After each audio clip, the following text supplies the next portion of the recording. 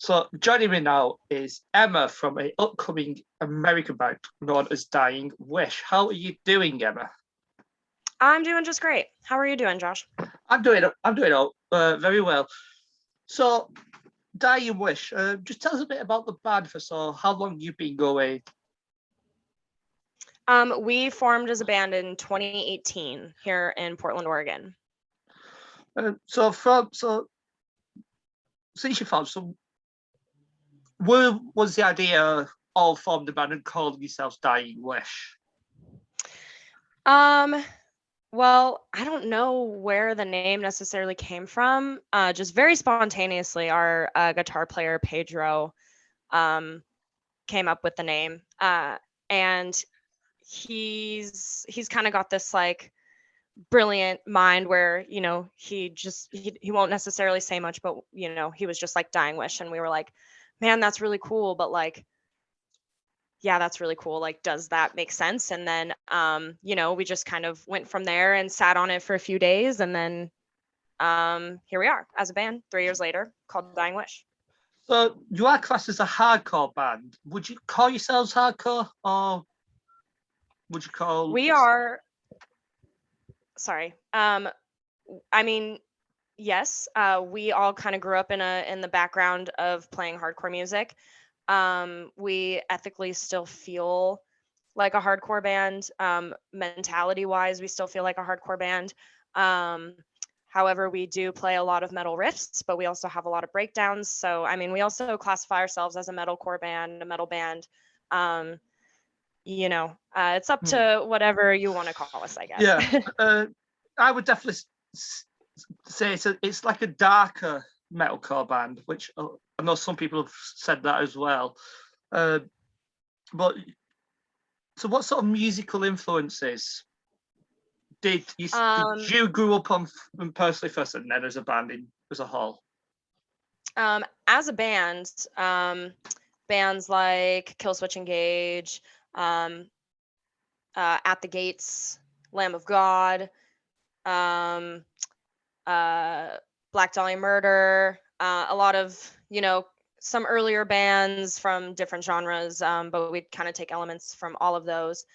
Um, and then, we also love bands like Hatebreed and some more like classic hardcore bands as well. So we are influenced by a lot of different bands, lyrically and also musically. You have been credited as the next big thing in the next coming years. Does that sort of put a pressure on you as a band? Um, I'm yeah, naturally, yes. um, I mean, I've heard that once or twice. It's very cool, and I think that we are going to work hard to prove that we earn that for sure. But I mean, I've said this before, but expectations are pretty high for us because of all of the hype that we had before the records even come out. But nobody's expectations for us are higher than our own. So, So, how did you learn to do like the dirty vocals then? well, I started doing them before I learned how to do them. So I just would just scream, just I'd played in another hardcore band, and I just wanted to get up there, and I was pissed off, and I just wanted to yell as loud as I possibly could about everything. Um, but then, becoming in like a real band was when I had to be like, okay, I need to properly learn how to do this. So um, I would say recording the record is when I really, really learned how to use my voice, and haven't been able to do that on tour, but I'm really excited to go out there and just like do it right every night. And yeah. So, what is being? So, what's it like being a female? Is such a male-dominated genre, especially in like the hardcore scene as well. Um, I mean, I that's a really tough question to answer. Um, because don't really know how to answer it because I don't know any different. But I can tell you that, occasionally I feel like I have more to prove than men in bands, or like I have to, prove that I know what I'm doing or that I'm worthy of praise or of the 5 or 4 guys standing behind me in a band. But I mean, uh, it's a tough question to answer just because I am a woman and I've lived my whole life, uh, feeling marginalized, I guess, in this community, but it's not going to stop me from, pursuing this band or from putting myself out there and unapologetically being that. So, And so now the album is out. Actually, it's coming out a month today, on the 1st of wow. next month. Oh no. So just tell us a bit about the album. Is it based on personal issues? It's a lot of personal issues. There's a few socio or like political economic like issues as well. Um, we talk about heartbreak on the record. We talk about mental health on the record. We talk about losing a loved one, or about growing up in an abusive household and dealing with trauma. I mean, we talk about a lot on the record.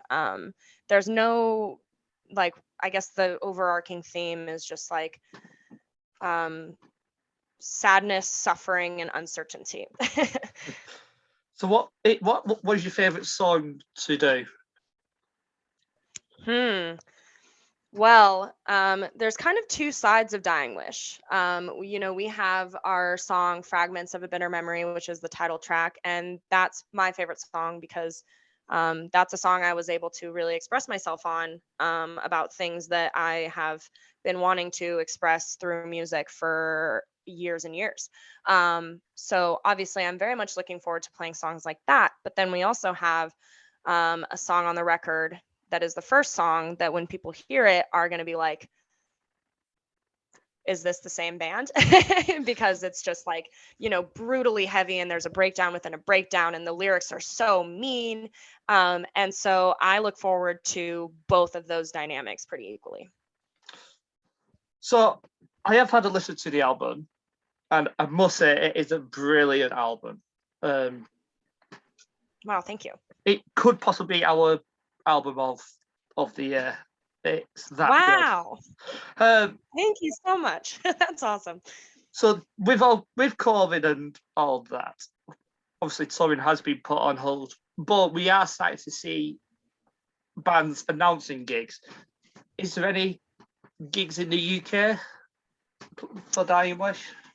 I really hope so soon.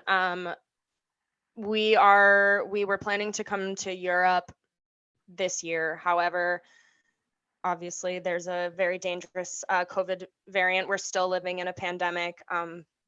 People are not getting vaccinated here, and that's making things significantly worse.